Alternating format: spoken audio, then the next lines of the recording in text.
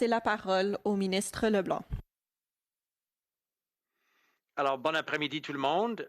Good afternoon. Today I'm joined by my colleague Patty Hajdu, the Minister of Health, and Doctors Tam, New, and Sharma. We are seeing an increasing number of vaccines arriving in Canada each and every day, and more Canadians are also receiving their vaccine. This is extremely positive news. Nous remercions les Canadiens pour tout ce qu'ils font dans la lutte contre le COVID-19 et nous vous demandons de continuer vos efforts dans cette lutte si importante. The fight against COVID is not over yet. It is still important that we all follow local health guidelines, wear a mask, and keep the appropriate social distance. And with that, I'd like to now turn the press conference over to my colleague, Patty Hajdu. Patty? Thanks very much, Dominic, and thanks to all the officials that are with us today. As many Canadians know, Dr. Tam and Dr. New and many other experts across the country have spoken about the importance of following public health measures, even if we are seeing increasing numbers of Canadians being vaccinated. And the reason is simple. COVID-19 is still spreading. In fact, in some places, we're seeing increases in daily cases. We still have challenges in hospitalizations, and the proportion of new variant cases is also rising. So as my colleagues are reminding us, we have to continue to make choices that reduce our risk of spreading COVID-19 and isolate and get tested if we think we've been exposed to the virus. Now, I know it's not always easy for everyone to isolate. We know that many people live in crowded or multi-generational situations. There are restrictive costs that make it difficult for people to self-isolate when necessary. And of course, all of these challenges raises the risk of community and household transmission. And that's why today we're confirming an additional $23.7 million in federal funding to operate isolation sites in regions such as Toronto, Peel, York, and Durham, and we're finalizing the details for similar sites in Thunder Bay, Windsor, and other regions. There are currently 375 rooms fully federally funded in Ontario. Today's funding will allow for an additional 1,600 rooms to be created, bringing the total to approximately 2,000 rooms in the province. Now, these rooms are going to be of great use for people that contract COVID-19 and want to protect the members of their household from also contracting the disease. It's really important that public health units work with their local municipalities and that they support citizens to properly isolate when they've been diagnosed with COVID-19 so that we can curtail the spread. Thank you very much, and I'll turn it back to you, Dominic. Thanks, Patty. And I should have mentioned Dr. Berthiaume is also joining us and will be available to answer questions. But now we'll turn it over to Dr. Tam and Dr. New. Dr. Tam. Thank you. Bonjour à toutes et à tous. And this week, as vaccine delivery begins to ramp up at an accelerated pace, there are hopeful signs for better days ahead. However, increasing case counts, a rising proportion of new variant cases, and shifting severity trends are cause for continued caution. To date, over 938,000 cases of COVID-19, including over 22,700 deaths, have been reported across Canada. Over the past week, there has been a further 15% increase in daily cases, with an average of over 3,600 new cases daily. Increased infection rates are starting to impact severe outcome trends, including hospitalizations and deaths. Over the past 2 weeks, these lagging indicators of COVID-19 severity have leveled or increased. On average, over the past week, 31 deaths were reported daily, and over 2,100 people with COVID-19 are being treated in our hospitals each day, including over 580 in critical care. To date, close to 5,500 variants of concern cases have been reported across Canada, with a B.1.1.7 variant accounting for over 90% of these to date. As the number of new variant cases continue to increase, They account for a greater proportion of COVID-19 cases across Canada, reminding us of how tight the vaccines versus variants race continues to be. Though we're all tired of the tricks and turns of this virus, we have progressed and met each challenge along the way, and we'll be better and stronger for it. With spring here and vaccines rolling out, we've got more daylight hours and much cause for optimism for the warmer days ahead. The vaccines that we prioritize to protect high-risk populations and those who help keep our pandemic response, society, and economy running are beginning to show benefits. Prioritizing seniors and long-term care, followed by those in the community, has contributed to much reduced infection rates among seniors. Just as they have paved the way for the life we have in Canada through hard work and sacrifice, seniors are once again showing us their leadership and determination by rolling up their sleeves for COVID-19 vaccines. Though it may not be your turn yet, there are many ways younger adults can pay it forward and help family, friends, and neighbors get vaccinated. Many may have already helped a parent or grandparent book their vaccination appointments. You now have experience in navigating your local vaccination rollout system, so there may be others that you can reach out to, working online, over the phone, or in other ways you can help others. Like so many areas of health, no one is protected until we are all protected. Be a vaccination champion by providing credible information on COVID-19 vaccines or practical assistance to help others. And as we look with increasing optimism towards our future, following public health advice and maintaining individual protective practices remains important for keeping us all safer and clearing the runway for vaccines to do their part. Thank you. Bonjour à toutes et à tous. Cette semaine, à mesure que les vaccins nous sont livrés plus rapidement, il y a des signes encourageants de jours meilleurs à l'horizon. Cependant, compte tenu d'une augmentation du nombre de cas, d'une hausse de la proportion des cas de nouveaux variants et des tendances changeantes en matière de gravité, il faut continuer de faire preuve de prudence. À ce jour, plus de 938 000 cas de COVID-19, dont plus de 22 700 décès, ont été signalés au Canada. Au cours de la dernière semaine, il y a eu une augmentation du nombre de cas quotidiens de 15 %, soit près de 3 600 nouveaux cas par jour en moyenne. La hausse des taux d'infection commence à avoir des répercussions sur les tendances liées aux cas graves, notamment les hospitalisations et les décès. Au cours des 2 dernières semaines, le nombre de ces indicateurs de gravité tardive de la COVID-19 s'est stabilisé ou a augmenté. Au cours de la dernière semaine, 31 décès ont été signalés et plus de 2100 personnes atteintes de la COVID-19 ont été traitées dans nos hôpitaux quotidiennement, dont plus de 580 aux soins intensifs.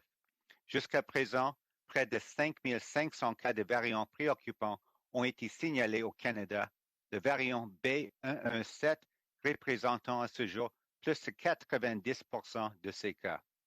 À mesure que le nombre de cas de nouveaux variants continue d'augmenter, ceci représente une plus grande proportion des cas de COVID-19 au Canada, ce qui nous rappelle à quel point la course entre la vaccination et les nouveaux variants est serrée. Nous en avons tous assez des revers de ce virus, mais nous avons progressé et relevé tous les défis en cours de route. Et nous en ressortons meilleurs et plus forts. Avec l'arrivée du printemps et la mise en œuvre de la vaccination, nous avons plus d'heures de clarté et toutes les raisons d'être optimistes en prévision des beaux jours. Les vaccins auxquels nous avons accordé la priorité pour protéger les populations à risque élevé et les personnes qui continuent de contribuer à notre intervention de lutte contre la pandémie et au fonctionnement de notre société et de notre économie commencent à répandre leurs bienfaits. Accorder la priorité aux aînés dans les établissements de soins de longue durée, puis à ceux qui vivent dans les collectivités, a largement contribué à réduire les taux d'infection chez les aînés. Tout comme ils ont ouvert la voie à la vie que nous avons eue au Canada, Par leur travail acharné et leur sacrifice, les aînés font une fois de plus preuve de leur leadership et de leur détermination en retroussant leurs manches pour se faire vacciner contre la COVID-19. Bien que ce ne soit peut-être pas encore votre tour, il existe de nombreuses façons pour les jeunes adultes de donner au suivant et d'aider leurs familles, leurs amis et leurs voisins à se faire vacciner. Bon nombre ont déjà aidé un parent ou un grand-parent à prendre un rendez-vous pour recevoir le vaccin. Vous savez maintenant comment naviguer dans le système de réservation locale. Vous pourrez donc aider d'autres personnes, que ce soit en ligne, au téléphone ou d'autres façons. Comme c'est le cas dans de nombreux domaines de la santé, personne n'est protégé tant que nous ne sommes pas tous protégés. Soyez donc un champion de la vaccination en apportant de l'information crédible sur les vaccins contre la COVID-19 ou de l'aide concrète aux autres. À mesure que nous envisageons l'avenir avec un optimisme accru, il demeure important de continuer de respecter les consignes de santé publique et d'appliquer les pratiques individuelles pour nous protéger afin de laisser le temps aux vaccins de faire effet. Merci. Thank you very much, doctors. And Corinne, over to you now. We'll all be happy to take questions. Merci. Nous allons donc commencer la période de questions. Toutes les questions aujourd'hui sont au téléphone. Nous allons prendre donc une question de suivi chacun. We will now start the question period. Everyone today is on the phones. We will take one question, one follow-up question each. Opérateur, première question. Thank you. Merci. Please press star one at this time if you have a question. S'il vous plaît, appuyez sur étoile 1 maintenant pour poser une question. La première question, our first question, Marie Vastel, Le Devoir. À vous la parole. Please go ahead. Oui, bonjour. Je ne sais pas si ma question s'adresse plutôt à la Dr Tam ou la Dr Sharma ou le Dr Bertium. Donc, je vais la poser en français, puis Dr Sharma, if you want to answer in English, that's fine. Donc, c'est au sujet du vaccin AstraZeneca. On apprenait aujourd'hui que le National Institutes of Health des États-Unis s'est dit préoccupé par un essai clinique aux États-Unis en disant que la compagnie may have included outdated information on efficacy. Et donc, je voulais savoir, est-ce que la santé publique partage ces préoccupations-là des autorités américaines quant au vaccin d'AstraZeneca? Et qu'est-ce que vous dites aux gens qui sont de plus en plus inquiets ou en tout cas mal à l'aise avec ce vaccin-là, celui d'AstraZeneca? Bonjour, Madame Vastel. Ici le docteur Marc Bertium de Santé Canada. Je peux peut-être commencer à répondre à votre question. Alors, Santé Canada est au courant de l'avis qui a été émis par l'Institut national des allergies et des maladies infectieuses des États-Unis. Cet avis réfère à des informations sur les essais cliniques qui ont été conduits aux États-Unis. Les essais cliniques qui ont été conduits aux États-Unis n'ont pas encore été soumis à Santé Canada et devraient l'être probablement d'ici 4 à 5 semaines. Donc, c'est une information que le manufacturier doit soumettre à Santé Canada. Ceci dit, ce qu'on peut dire aux Canadiens, c'est que le vaccin de AstraZeneca a été approuvé au Canada sur la base d'autres essais cliniques qui ont été revus en détail par Santé Canada, qui ont démontré l'efficacité du vaccin. De plus, de nombreuses études post-commercialisation ont établi que le vaccin d'AstraZeneca était efficace pour prévenir la maladie, mais surtout les hospitalisations et les complications reliées à la COVID-19. Donc, le message, c'est que l'efficacité et l'innocuité du vaccin d'AstraZeneca est clairement démontrée sur la base des données qui ont déjà été fournies à Santé Canada. Les données additionnelles des essais qui ont eu lieu aux États-Unis vont être soumis à Santé Canada dans les prochaines semaines. On va revoir ces données-là. Puis si jamais il y a nécessité de communiquer avec les Canadiens, nous allons le faire à ce moment-là. Les questions qui ont été soulevées par l'Institut national aux États-Unis référaient plus à l'efficacité, la façon d'interpréter les données d'efficacité.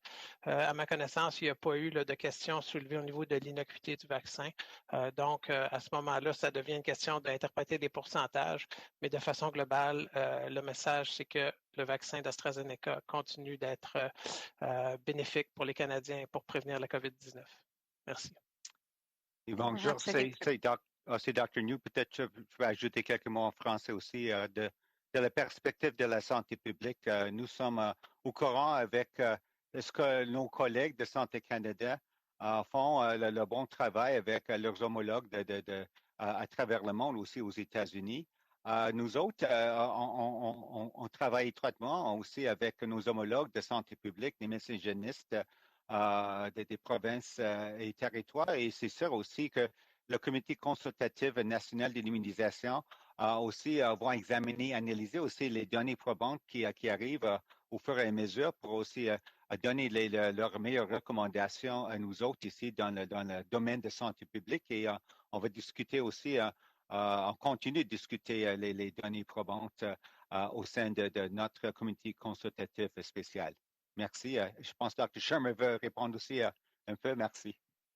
No, I'm sure other people have the same question, so I thought I would respond in English as well. So the question is really related to the press conference, the press releases that AstraZeneca has put out regarding their interim analysis and then the response from the National Institutes of Health in the United States. So I think first and foremost, it's important to know that these are press releases.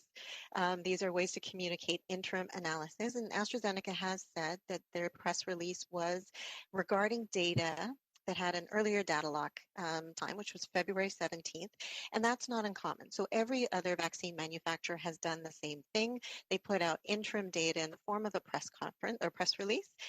This has been a little bit unusual in that usually that press release is followed by a number of months before they submit their final data. In this case, AstraZeneca will likely be doing their next analysis, which is a more complete analysis over the next few days. So I think the bottom line is there's some information that's there. It's not the complete data package. Health Canada will look at the complete data package when we get that, and we're expecting to see that in sometime in April, and we'll assess all of that and communicate any of those results. Based on the findings that we've seen, and even if there are some differences in terms of the final data points, really the bottom line is that it doesn't change the recommendations with respect to the AstraZeneca vaccine in Canada at this point in time. So we've done the review, we've provided all the information on the basis of the review, and that hasn't changed. So clinically, in terms of the administration, that does not change. But of course, this is information that we will continue to monitor. At this point in time, we, of course, believe that the benefits of the AstraZeneca vaccine continue to outweigh the risks. And then the other part of the question was really around concerns about how this is interpreted and potential implications on vaccine confidence. And of course, that's something that's of concern to us, right? So we've said this many times before that even the most effective vaccine it only works if people trust it and agree to receive it. And once, it's like any other reputation, once potentially there's some doubt that creeps into that reputation, it's that much more difficult to gain that back. So I think, the press and the concerns around the AstraZeneca vaccine do not help. But what is really important is that we continue to put out accurate and reliable information. So if there is any change to the safety profile, if there is any significant change to how effective this vaccine is, we will take a look at that information and we will communicate it. Thank you.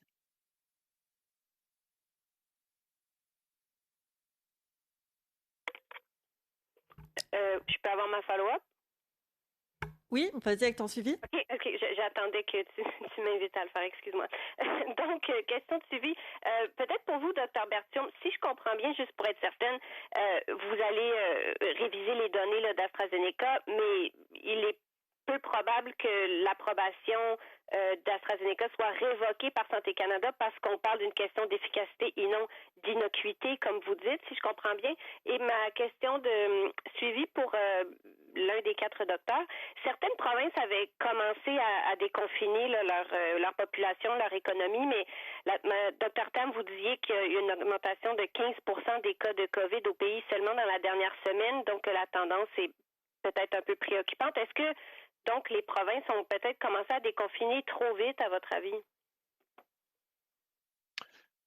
Bonjour, c'est le docteur Bertium. Je vais prendre la première question. Donc, sur la base de cette revue-là, est-ce que Santé Canada pourrait retirer l'approbation du vaccin d'AstraZeneca? Écoutez, on n'a pas vu les données, comme a mentionné le docteur Sharma. Sur la base des informations préliminaires qui ont été divulguées dans les médias, c'est plus une question d'interprétation de l'efficacité. Pour que les données de ces études-là changent le rapport bénéfice-risque du vaccin, il faudrait que ce soit vraiment des données très négatives. Ce n'est pas ce qui semble être le cas à ce moment-là. Donc, je vous dirais, selon l'information disponible, il semble peu probable qu'il y ait un changement au niveau de l'approbation du vaccin d'AstraZeneca. Ceci dit, l'information additionnelle d'autres essais cliniques peut nous donner plus d'informations sur son efficacité dans des sous-groupes, sur le profil d'effet désirable. C'est tout ça qu'on va revoir lorsque l'information va être soumise à Santé Canada. C'est sûr qu'on va avoir des discussions dans l'intérim avec le manufacturier AstraZeneca et aussi avec nos collègues américains pour voir ce qu'il y en est là, au niveau des données. Mais à ce moment-ci, je pense que ça serait là, induire là, un petit peu ou être faussement alarmiste de suggérer que les résultats des essais additionnels là, cliniques qui ont été conduits aux États-Unis pourraient conduire à un changement au niveau du statut d'approbation du vaccin d'AstraZeneca au Canada. Merci. Et bonjour, c'est Dr. New. Peut-être je peux commencer à répondre à votre deuxième question. Concernant l'augmentation des cas un peu au fur et à mesure à travers les pays, mais aussi les mesures de santé publique, c'est sûr que dans chaque province et territoire, c'est très important d'avoir un bon système de surveillance, de suivre étroitement qu'est-ce qui se passe, même à l'échelle locale. Ce qu'on voit ici, comme dit, à l'échelle fédérale, nationale, c'est oui, il y a une augmentation et vraiment, si les provinces et territoires commencent peut-être à assouplir leurs mesures de santé publique, il faut faire ça avec beaucoup de prudence. Et si on voit une tendance, le taux d'infection commence à augmenter aussi avec les autres indicateurs de gravité tardif, aussi si ça commence à augmenter, c'est sûr que les autorités des provinces et territoires doivent réviser et peut-être modifier leurs mesures de santé publique. C'est quelque chose, c'est un enjeu actuel. On discute vraiment au sein de notre comité consultatif spécial et c'est vraiment quelque chose à suivre étroitement. Merci.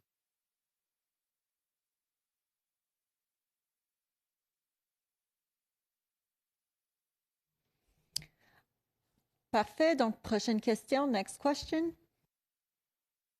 Merci. Thank you. Our next question. La prochaine question, Mia Rabson, the Canadian Press. À vous la parole. Please go ahead. Yeah, I think this question is probably for Dr. Tam. You've talked about sort of the increase or that the severe illness, the ICU numbers, hospitalizations are starting to creep back up again. But there was some data out of Alberta today suggesting, I believe Dr. Hinshaw said, almost 90% of the cases there in the ICU are people under the age of 65. Are we seeing nationally that there is a higher incidence of severe illness in younger people now, or is it more that there are there's less illness amongst seniors, partly because of the vaccine? Yes, I think it's a sort of complex picture, but what I will say is that with increased replacement, if you like, of previous virus strains with the new variants, particularly the B117 variant, we know that it can take off fast. So its reproduction number, which is something that we talk about fairly frequently, is higher. So it has faster spread. And right now, the highest rates or highest incidence is in the younger age groups. As soon as you get more numbers of people, you're going to see more cases, I think, of severe outcomes. There's been a much stronger evidence coming out of the United Kingdom and elsewhere to say that this B117 variant does result in more severe illness. And it does it across the age groups. So more severe illness if you get it in the elderly, but also in the younger age group. So if these numbers increase in the younger population, I think we're going to see increases in hospitalizations and ICU visits. in these age groups. Whether the vaccine has had an effect, that's an important question.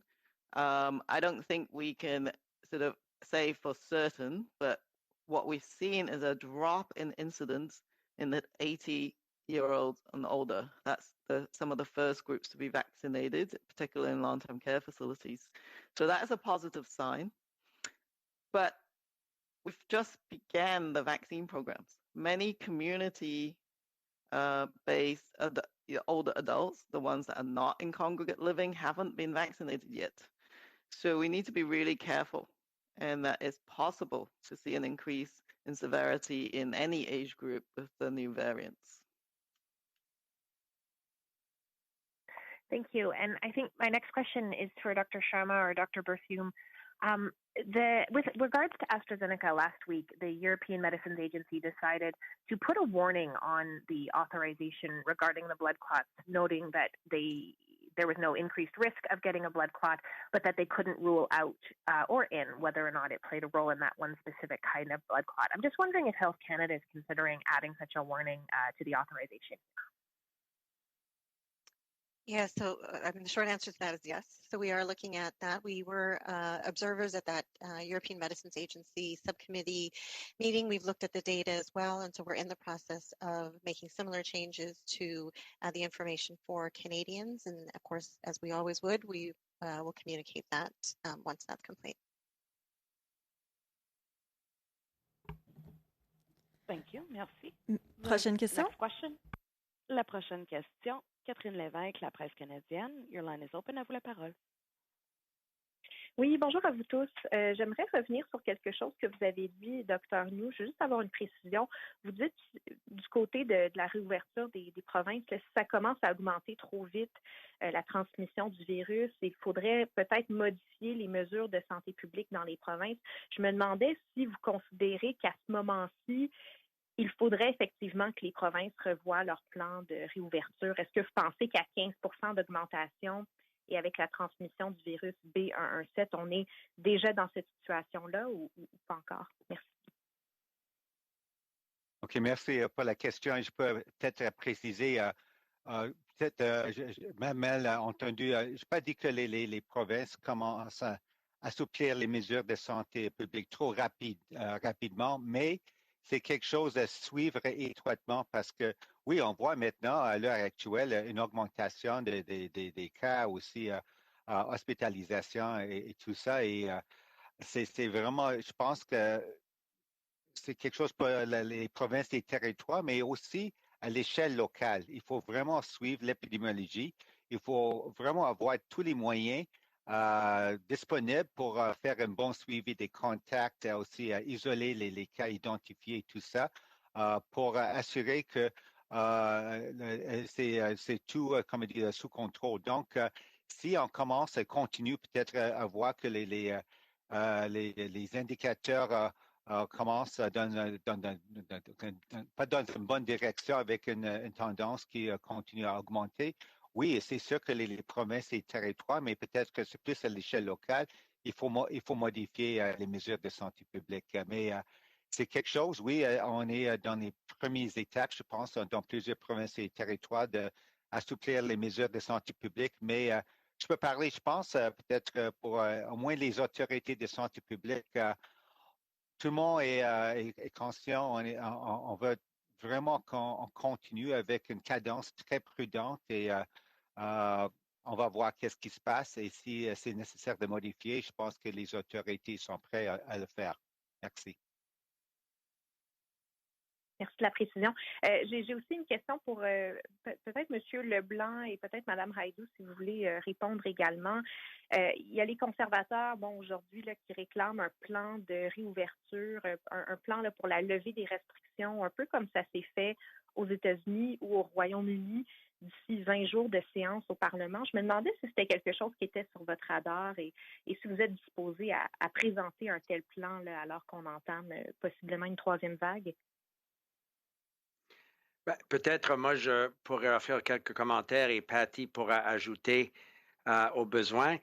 Évidemment, les conservateurs parlent depuis longtemps d'utiliser des politiciens pour s'ingérer dans les questions qui devront proprement être dans les mains des scientifiques et des médecins. Au Canada, constitutionnellement, les provinces ont l'autorité d'appliquer des mesures sanitaires nécessaires et on a vu depuis le début de la pandémie des différences dans certaines provinces. C'est parce que c'est proprement leur juridiction. C'est pourquoi à ces conférences de presse, vous verrez souvent le Dr New, le Dr Tam parler de suivre des conseils des autorités de santé publique locales parce que à travers le pays, il peut y avoir différentes circonstances qui nécessitent différentes mesures. Évidemment, le gouvernement fédéral a un rôle essentiel d'appuyer les provinces. Nous l'avons fait financièrement d'une façon assez importante depuis le début de la pandémie. Et nous allons continuer d'appuyer les provinces et les territoires financièrement pour s'assurer qu'ils ont tout ce qu'ils ont besoin pour protéger leurs citoyens. Nous avons aussi un rôle essentiel comme gouvernement fédéral à appuyer les Canadiens, à appuyer les entreprises canadiennes pour que les autorités provinciales et territoriales puissent prendre des décisions nécessaires pour protéger le public en sachant en même temps que les appuis économiques, les appuis financiers seront en place. Alors ça, c'est un rôle que nous avons joué depuis le début de la pandémie. Nous allons continuer de travailler évidemment avec les provinces, mais que les conservateurs veulent que les politiciens à la Chambre des communes et non pas des médecins et des scientifiques s'imposent dans des juridictions provinciales. Nous trouvons ça un peu bizarre comme approche et ce n'est pas l'approche que nous avons privilégiée depuis le début de la pandémie, mais peut-être Patty Hajdu pourra ajouter quelque chose. Oui, merci Dominique. Je pense que les conservateurs, ils ne savent pas la santé et la sécurité pour Canadiens, la sécurité économique est intégrée.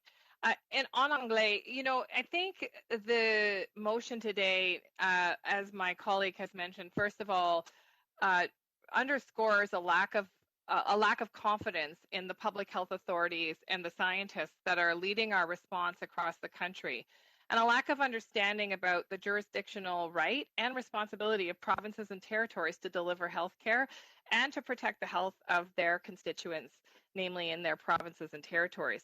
But I think it also reflects a lack of understanding that you can't have a strong economy if your citizens are worried about getting sick every single time they go out. So it's very important that we continue to have a response here in Canada that is guided by science, that is guided by public health officials, that works to support the security, the economic security of Canadians as we have over the past many months.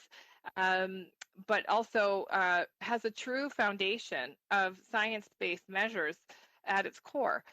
Indeed, I think my colleague is right when he says it shouldn't be politicians that determine when, in fact, a community should relax public health measures, but it should be public health and science leaders.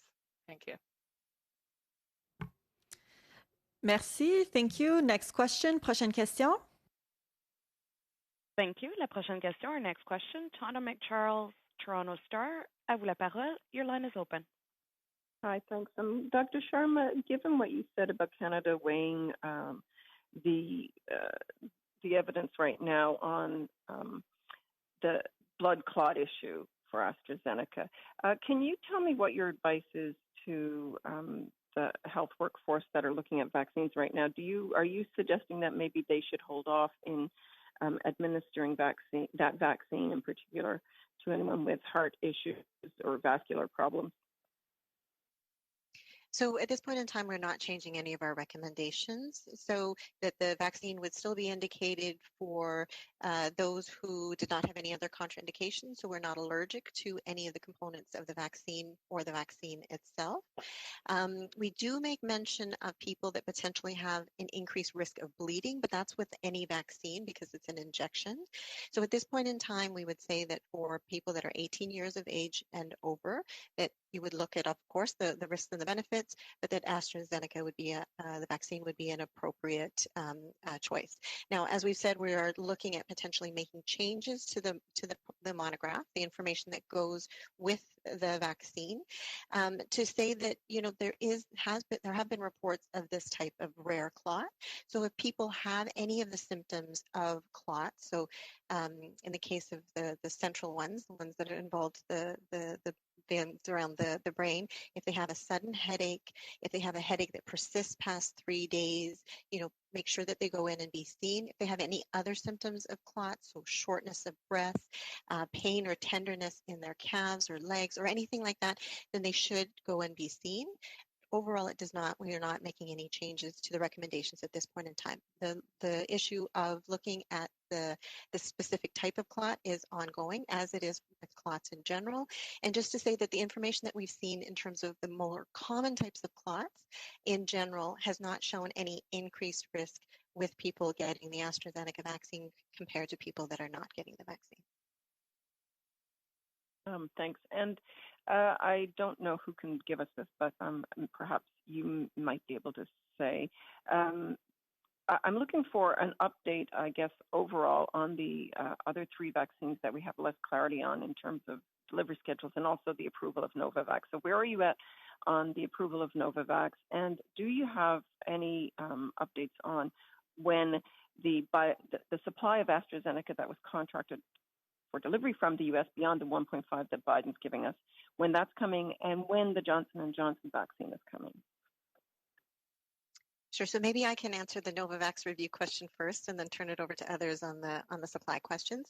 So Novavax is under review, as we've said before. We are still expecting significant chunks of information from the company, both on the manufacturing side, but also on the clinical side. So the large phase 3 trial involving the Novavax vaccine is not expected to report out until next month at the earliest. And so we really would depend on getting both those packages of information before we were able to say how close we might be to making a final decision. Merci. Thank you. Next question. Prochaine question. Thank you. Merci. La prochaine question. Next question. Lynn Desjardins, Radio-Canada International. Your line is open. À vous la parole. Yes. Can you please tell me whether the AstraZeneca vaccine is effective in the 3 variants? There was some question at one point whether it was effective in use against the South African variant. Right, so I can start with that question. So with respect to when we look at variants and how effective vaccines are against them, obviously the best information that we can get is if they're being used and we're getting real world information from how people are responding. For the AstraZeneca vaccine, we have seen both in laboratory tests and from real-world evidence that it seems to be quite effective against the United Kingdom variant, the 117 variant. And as you mentioned, the South African variant, there was some lab data where you take blood from people who have been vaccinated with the vaccine and then test it against, see if it performs antibodies against that variant, where the AstraZeneca vaccine did not perform very well. However, that's not the only response from the vaccine. So in general, right now, the question is whether or not the AstraZeneca vaccine has good efficacy against the overall South African variant. But what we do know is that it is likely still quite good, even in the South African variant, for severe disease, so hospitalizations and potentially deaths from COVID-19. So I think we still need a little bit more information from the South African variants with respect to AstraZeneca, but again, in the places that it matters the most, again, severe disease, hospitalizations, and deaths, it seems to be quite effective against the variants. Likely still quite good. Thank you. In the South African variant for severe disease, so hospitalizations and potentially deaths from COVID-19. Prochaine question et s'il y en a qui peuvent fermer leur micro en arrière, on entend la conférence de presse à la télévision. Our next question, Tom Perry, CBC News. Votre ligne est ouverte. Please go ahead. Hello, thank you for taking my questions. Preliminary research from the United Kingdom has found that delaying the second shot of some vaccines vaccines for cancer patients leaves them partially unprotected. And I'm just wondering if there's anything being done to update the guidance surrounding delaying second shots for up to 4 months for people in this situation. This is Shrita. Maybe I'll take that question. As I understand it, the National Advisory Committee on Immunization will, of course, take on board any ongoing data that's available. So I would expect that this kind of data will be looked at. Again, some of the data that's been released in the media, you do need to dig into it a bit in a bit more detail. But that's the type of information I expect will be examined. Else want to comment on that? Your follow-up?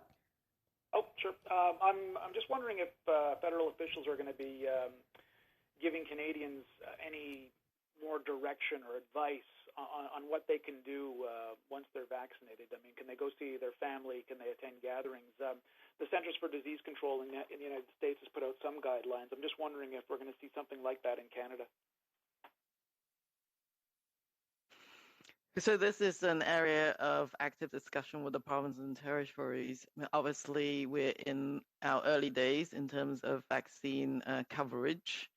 And but some of the very initial areas where provinces are re-examining their public health approach will be for long-term care homes, and then looking at healthcare workers who've also been vaccinated in terms of whether they need to observe the same quarantine, for example, if they've been exposed. So that's the key update. But I think for now, the key message is that everyone needs to keep up with their personal protective measures, which is wearing a mask, hand washing, watching your distance, and avoid close, crowded conditions.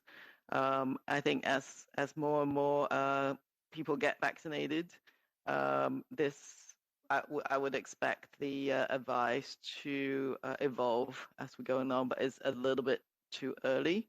And then there's the variants, of course, that's escalating as well as we speak with increased activity in communities. And I think community transmission and that sort of activity overall really is what drives the local decisions on what kind of restrictive public health measures need to be implemented.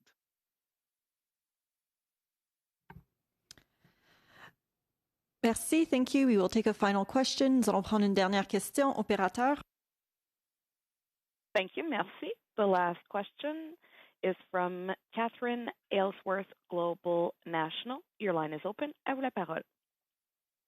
Hi, thank you. My question is for Dr. Tam.